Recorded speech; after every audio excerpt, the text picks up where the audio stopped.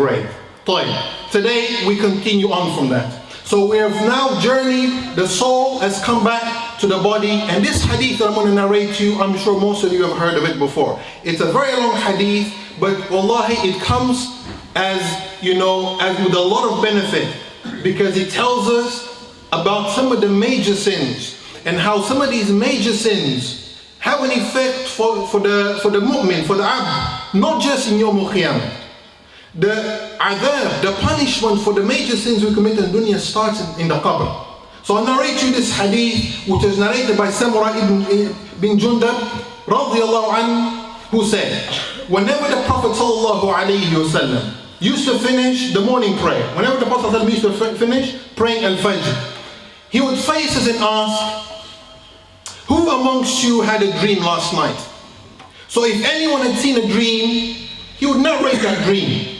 The Prophet ﷺ would say, Masha Allah. One day, he asked us whether any one of us had seen a dream. We replied in the negative. The Prophet ﷺ said, but I had seen a dream last night. That two men came to me, caught hold of my hands, and took me to the sacred land. What is the sacred land? That which we've been referred to here? Al-Quds, Ahsantum, Jerusalem.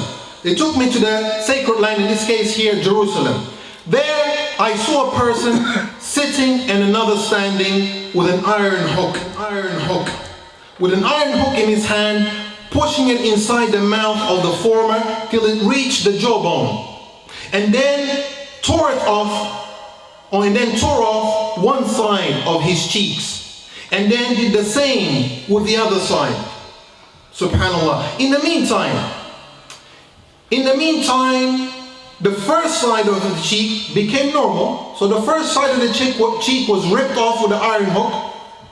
He moved on to the second side, ripped it off with the iron hook. And in the meantime, the first side grows back again. Subhanallah, and then he did the same with the other side. In the meantime, the first side of the cheek became normal, and again, then he repeated the same operation again and again and again.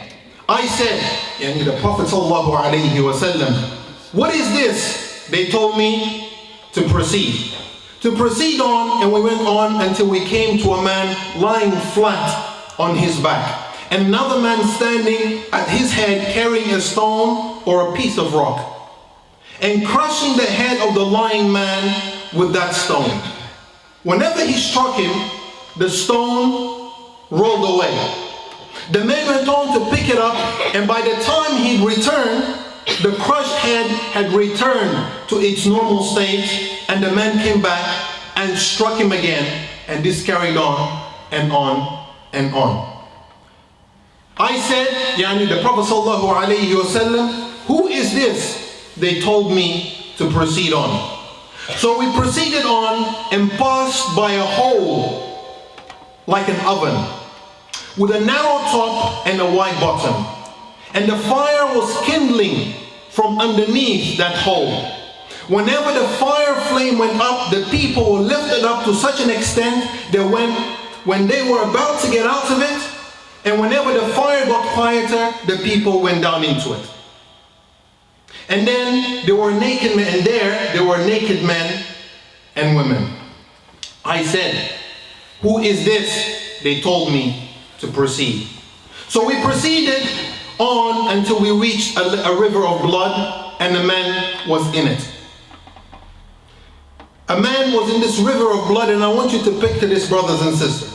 A man was in this river of blood, and facing the man standing in the river was someone throwing stones. Every time this man tried to approach the shore to get out, this person would throw a stone in him, and he would to go in his mouth, and he'll go further back again. He could never get out of this situation in the river that he was swimming, which was a river of blood. I asked, who is this? They told me to proceed on. So we did, till we reached a well-flourished green garden having a huge tree, and near its root was sitting an old man with some children. I saw another man near the tree with fire in front of him, which he was kindling up. Then they said, the two companions that were taking the Prophet ﷺ through this journey, then they made me climb up the tree and made me enter a house. Better than any house that I'd seen before. In it were old men and young men, women and children. Then they took me out of this house and made me climb up the tree and made me enter another house that was better and superior to the first house, containing old and young people. I said to them, to my two companions, you have made me ramble all night. You took me around, all night.